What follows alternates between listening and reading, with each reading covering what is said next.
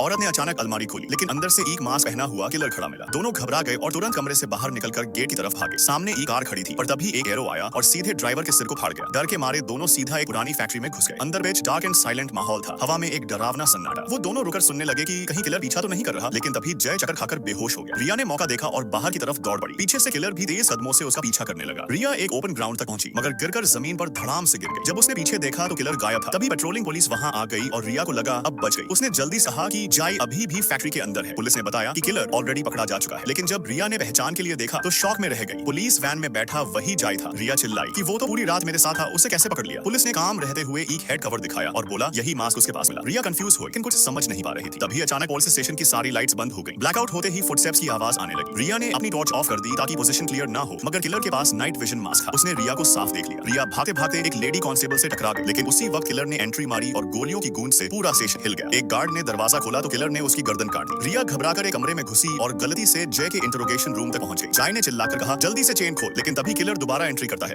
रिया panic में गोली चलाती है और किलर डर कर भागता है। उसने जल्दी से जय की बेड़ियां खोली और दोनों स्टेशन से निकल भागे। दोनों भागकर एक क्राउडेड ओपन एयर सिनेमा पहुंचते हैं, जहां कपल्स फेस्टिवल एंजॉय कर रहे थे। किलर वहां भी पहुंच जाता है और लोगों का मैसेकर शुरू कर देता है। सीन एकदम ब्लडबाथ में बदल गया। जय एस्केप करना चाहता है, लेकिन रिया डिसाइड करती है कि फाइट करेगी। दोनों जानबूझकर किलर को अपनी तरफ खींचते हैं। कुछ पंचेस के बाद जय जमीन पर लहूलुहान गिर जाता है। किलर उसे मारने ही वाला होता है कि रिया एक हैवी ऑब्जेक्ट उठाकर जोर से मारती है। दोनों मिलकर आखिरकार किलर को खत्म कर देते हैं। पुलिस पहुंच जाती है और सबको लगता है अब कहानी खत्म, लेकिन ट्विस्ट बाकी था। रिया को एक मिस्टीरियस कॉल आता है। आवाज कहती है अकेले फार्म हाउस आओ वरना जय मर जाएगा। फोन से जय की कमजोर आवाज भी सुनाई देती है। रिया पहुंचती है और देखती है जय बंधा हुआ है। तभी पीछे से वही किलर फिर से प्रकट होता है। मास्क हटाने पर सामने आता है डेव, वो आदमी जिसने पहले रिया से सोशल मीडिया अकाउंट मांगा था और उसने इग्नोर कर दिया था। शॉक यहीं खत्म नहीं होता। पुलिस स्टेशन की एक फीमेल कॉप अनीता भी डेव के साथ निकली। असल में दोनों पुराने चैट रूम्स के पार्टनर्स थे और उनका एक ट्विस्टेड हंटिंग गेम फेटिश था। अनीता ने बताया कि पहले टारगेट रिया का एक्स था, लेकिन जब उसने जय को किस किया तो उन्होंने टारगेट बदल दिया। अब अनीता ने रिया के सामने एक गन रखी जिसमें केवल एक बुलेट थी। उसने कहा कि अगर सच में जय से प्यार है तो खुद को गोली मार लो और अगर नहीं तो जय को सैक्रिफाइस कर दो। रिया ने मजबूरी में गन उठाई और गोली चलाई। बुलेट जय के कंधे को चीरते हुए सीधे अनीता के पेट में लगी। अनीता गिर पड़ी। रिया ने जय को खींचा और बाहर भागी। डेव ने गोलियां बरसाई। भीड़ में केओस मच गया। आखिरकार रिया ने अनीता का नाइफ उठाया और डेव की तरफ बढ़ी। अब खेल सिंपल था, या तो जय की जान बचानी थी या खुद अपनी आखिरी सांस तक लड़ना।